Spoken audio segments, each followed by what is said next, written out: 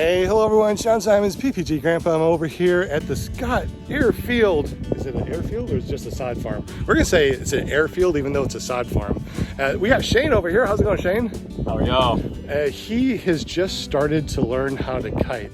In your opinion, his second day, how difficult is kiting? It's not really bad. It's just, getting the understanding of getting the wing up, trying to adjust of where the wind's blowing to where the kite's actually going. If you can actually just stay behind the wing and, just keep it straight, you're actually doing really good. Does it look a little bit different from seeing Tucker Gott do it and then you coming out and doing it yourself? Definitely. I do not recommend anybody trying to do any kind of self-training. I was actually going to myself, but I'm really glad I didn't. It is totally different.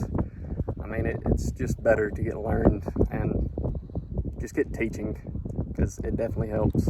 I totally agree. I think I was kiting for 4 months using his wing. It was like an Afghan on rope. I mean, it was the worst wing in the world to learn.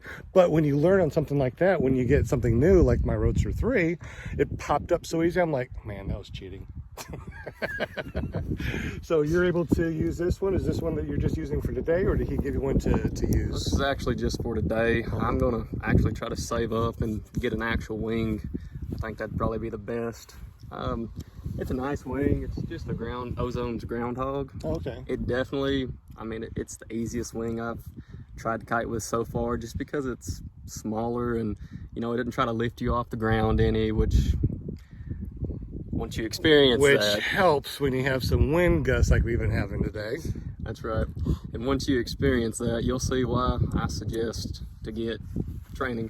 I was talking to your wife over there, and she said that all she hears on your phone is Paramotor Motors. No matter what you're doing, where you are in the house, all you hear is. So how long have you been interested in paramotors? I've actually done research now for about 9 or 10 months. Wow. And it's a fantastic sport. I've wanted to fly since I was a wee little boy, and it definitely fulfills that want and need and just desire to want to get in the air. So I definitely recommend paramotoring or power gliding or anything else that even gets you up in the air, right? That's right. There we go. That's awesome. So have you thought about, what kind of wing that you wanted? I mean, you actually talked to me about a Roadster 3, like you knew what I was on. You talked about a Spider 3, and I'm like, wow, are you sure that you don't fly? Because you sound pretty knowledgeable. Well, I've watched hours and hours and hours of reviews on all the wings. I've seen hours and hours and hours of podcasts, and I'm telling you, I've done a whole bunch of research before I even started to try to get in this sport, just because I don't want to come out and, like most instructors, they sell, and I just don't want to go and somebody try to sell me something that just wouldn't work for me. So I just thought I'd do all my research, get a little knowledge about everything, and then go from there. That sounds good. What kind of wing are you looking at right now? Are you leaning towards something by any chance? Definitely. I'm definitely leaning towards the Ozone Spider 3, just because it's super lightweight material. It's a low B, which most people are like, oh, I want the biggest safety and all that. Well, it's pretty much an A, just with a little bit of trim range. You fly, and I hear you. To me, even though it's a B, when I first started, I think I just told you this right before we started filming, is that the first 4 months of me flying, I never touched the tip string or the trims. Only after I was flying for hours and hours and hours, I'm like, okay, let me go ahead and pull the trims.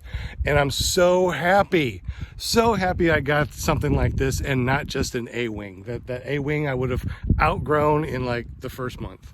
And see, that's what a lot of people, they're like, well, I just don't want to outgrow a wing. Well, if you start out on a B-wing, a low B, then you've pretty much got all the safety aspects of the A, but like Sean said, after 3 or 4 months, you can start messing around with trims and tip steering, and it's pretty much like you got a brand new wing. It's pretty much a 2-in-1 package. You know what? You're right. That's right. I didn't even think about that. You're absolutely right. It's like a 2-in-1 wing with the trims all the way in, and you don't touch the tip steering. It's like a solid A. I mean, when I was over doing the SIV course, I had all the trims in, and I was using the brakes, so it was pretty much like an A. And he said, grab the A, you know, grab the A's and the B's and try to do a frontal collapse. Man, I could not collapse that wing for the life of me. I mean, I tried my best. I was getting cramps, man, trying to pull those lines down. And as soon as I let go, poof, it opened up. I am not afraid of this wing. I know that I can go up right now when it's windy and thermic like this, and it's going to be a very safe wing for me. Well, Shane, thank you so much for chatting with me. I appreciate it. Sir, thank you. And man, I can't wait to actually go out and fly with you, which will be very soon, right? Yes, sir. All right, that's Shane. Have a great day, y'all.